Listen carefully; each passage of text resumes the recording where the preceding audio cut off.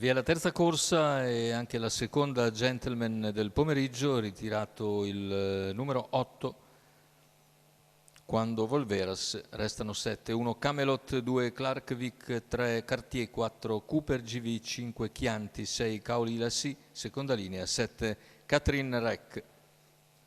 Favore in chiusura per Chianti, numero 5.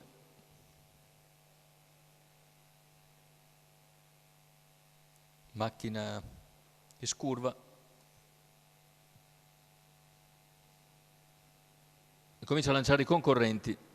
Veloce all'esterno è Chianti che si avvantaggia, ma prova a rientrare Clark Vic, ma Chianti è già passato prima della piegata e quindi si insedia al comando su Clark Vic. Terza posizione per Cartier, intanto i primi 200 se ne vanno in 15,5 e all'esterno c'è subito la mossa di Camelot. Camelot avvicina Chianti dopo 400 metri di gara, completati in 31,6. I due in pariglia dopo 450 metri di gara, con Camelot che va deciso su Chianti. I due prendono una lunghezza di margine da Clark Vic, che rimane in seconda alla corda, poi gli altri più discosti. Intanto i 600 che scorrono in 47,1, con Chianti che difende la posizione. Camelot rimane al suo esterno, alla corda Clark Vic, poi Cartier, ancora Cooper GV, mentre in coda sono Catherine Rec e Caoli Lassi che muove all'esterno.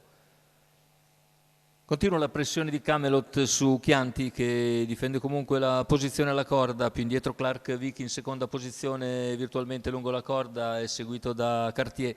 Il chilometro se n'è andato in 1,17,3. Insiste Camelot su Chianti che ribatte, i due prendono vantaggio a 500 dal palo. Nuova offensiva di Camelot che tende ad avvantaggiarsi su Chianti che prova ancora la difesa interna con il sopraggiungere della curva. Tanto si avvicina anche Cartier.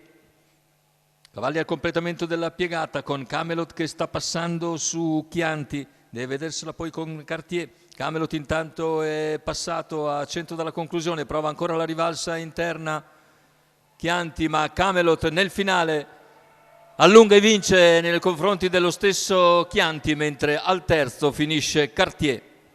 La vittoria per Camelot, Ciro Perfetto in sediolo, in percorso d'assalto.